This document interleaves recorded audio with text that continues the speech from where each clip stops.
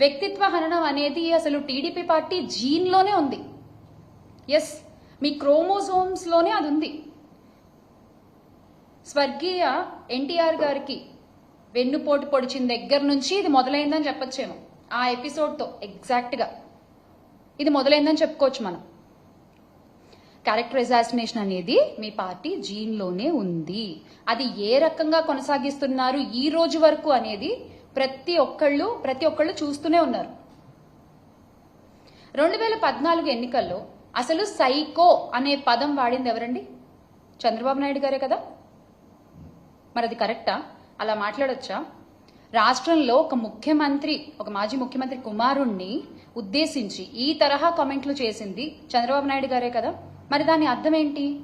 ఒక వ్యక్తిని డైరెక్ట్గా ఎదుర్కోలేక, ఆ వ్యక్తికున్న జన బలాన్ని ఎదుర్కోలేక మీరు వెంటనే సైకో అనేటువంటి ఒక కొత్త పిక్చర్ని తీసుకొచ్చారు. అది కరెక్టా? ఇక ఇప్పటి ఉప ముఖ్యమంత్రి మా పీపీపీ గారైతే, మా పిఠాపురం పీఠాధిపతి పవన్ గారు, ఆయన ఎన్ని సందర్భాల్లో ప్రజల్ని రెచ్చగొడుతూ వ్యాఖ్యలు చేశారు. వైసీపీ నా కొడకల్లారా అంటూ మాట్లాడారే ఆయన. మరి అది కరెక్టా? మరి వాళ్లపై ఎందుకు ఎలాంటి కేసులు లేవు? కూటమి నాయకులు అదే చేస్తున్నారు. ముఖ్యమంత్రి గారు, ఉప ముఖ్యమంత్రి గారు, హోంమంత్రి గారు, వీళ్ళంతా కింద స్థాయి నాయకులు కూడా అదే పాటిస్తున్నారు. మిమ్మల్ని చూసే మీ సోషల్ మీడియా సైకోలు కూడా ఓ వాళ్ళంటే లేనిది ఏమైనా మేమంటే తప్పేంటని వాళ్ళు చేసుకొని వస్తున్నారు. ఆజ్యం మీరే పోస్తున్నారు, బీజం మీరే వేస్తున్నారు దీని అంతటికి. ఇది మీరు మర్చిపోకూడదు.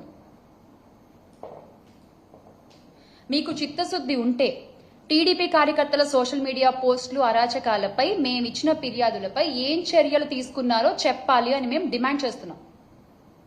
We are demanding that. ఎన్ని ఫిర్యాదులు ఇచ్చాం? వాటి సంగతి అసలు ఏమైంది? కనీసం అసలు ఒకటన్నా చదివారా, లేదా డస్ట్బిన్లో పడేశారా మీరు ఆ కంప్లైంట్స్ అన్ని? దాని గురించి మీరేం మాట్లాడరు. ఐటీడీపీ అనేటువంటి ఒక విష వృక్షాన్ని పెంచి పోషిస్తూ దాన్ని నడుపుతున్న లోకేష్ గారిపై ఎందుకు కేసు నమోదు చేయడం లేదు? మహిళలు, చిన్నారులు, వైఎస్ఆర్సీపీలోని నాయకుల ఇళ్లలోని ఆడవాళ్లని ఎవరిని వదిలిపెట్టకుండా ఐటీడీపీ వాళ్ళు టార్గెట్ చేస్తున్నారే, వాళ్ళని మీరు ఎందుకు ఎంకరేజ్ చేస్తున్నారు? మీకు మహిళలంటే అంత గౌరవం, మహిళల రక్షణ పట్ల అంత బాధ్యత ఉందని మీరు అన్నారు కాబట్టి నేను ఈ రోజున మేము ఇవన్నీ అడగాల్సి వస్తుంది. ఒక ముఖ్యమంత్రిగా ఉన్న మా నాయకుడు వైఎస్ జగన్మోహన్ రెడ్డి గారిని ఉద్దేశించి సైకో అని వ్యాఖ్యానించిన చంద్రబాబు గారిపై కేసులు ఉండవా? మహిళల జోలికి వస్తే అదే లాస్ట్ డే అని చెప్పిన చంద్రబాబు నాయుడు గారు, పీపీపీ గారిపై కేసులు ఉండవా?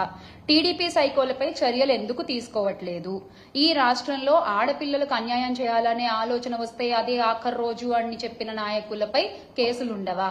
మా పాలనలో ఏదైనా తప్పుంటే మా కాలర్ పట్టుకుని అడగండి అన్న నాయకులేమో ఈ రోజున కాలర్ లేని చొక్కాలు వేసుకుని తిరుగుతున్నారు.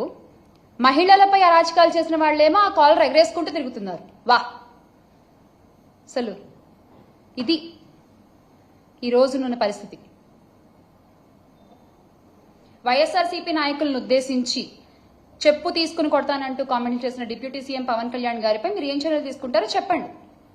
మహిళా నాయకులను ఉద్దేశించి మీ నాయకులు చేసిన కామెంట్లపై మీరు ఏమి యాక్షన్ తీసుకుంటున్నారో చెప్పండి. అప్పుడు ఒప్పుకుంటాం, అమ్మో మహిళలంటే చాలా గౌరవము, రెస్పెక్ట్ టీడీపీకి అని.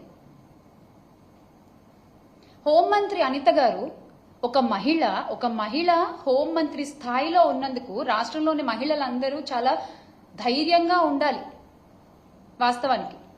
కానీ గౌరవ హోంమంత్రి గారు ఆవిడ ఏం చేస్తున్నారు? కేవలం ఆఫీసుల్లో కూర్చుని ప్రెస్ మీట్లు పెట్టడం వరకే పరిమితం అవుతున్నారు తప్ప రాష్ట్రంలో ఇన్ని అఘాయిత్యాలు జరుగుతున్నా, ఆడపిల్లలపై ఇన్ని అరాచకాలు జరుగుతున్నా ఎంతమంది ఆడపిల్లలను ఆవిడ వెళ్లి పలకరించారో చెప్పండి. ఈ రోజున మేము అడుగుతున్నాం. ఇన్ని అఘాయిత్యాలు జరిగాయి కదా, మీరే అసెంబ్లీలో చెప్పారు కదా కొన్ని వేల మంది ఆడపిల్లలకు అన్యాయం జరిగింది అని గత కొద్ది నెలలుగా. మరి అందులో ఎంతమందిని ఆవిడ వెళ్లి పరామర్శించారు, ఆవిడ వెళ్లి పలకరించారు, నేనున్నాను అన్న ధైర్యం ఎంతమంది మహిళలకు ఆవిడ కలగజేశారు? అవేమీ ఉండవు. ఆర్భాటాలు మాత్రం ఏమీ తక్కువ ఉండదు. ఆవిడ బాధ్యత కాదా ఒక మహిళ అయ్యుండి? సోషల్ మీడియా సైకోలు ఇంత రకంగా పోస్టులు పెడుతుంటే ఆవిడ ఒక మాట చెప్పి ఆపలేరా దాన్ని? అలాంటివేమీ చేయరు. పోనీ మేము కంప్లైంట్స్ ఇస్తే ఆ కంప్లైంట్స్ ఏ స్టేజ్లో ఉన్నాయో వాటికి సమాధానం చెప్పరు. మేము మహిళల రక్షణ గురించి పోరాడుతుంటే దాని గురించి ఏమీ మాట్లాడరు. మీరు మాత్రం చెప్పుకుంటారు మాకు మహిళలంటే చాలా గౌరవం. అయిపోయింది, చెప్పేస్తే పని అయిపోయింది, అంతే.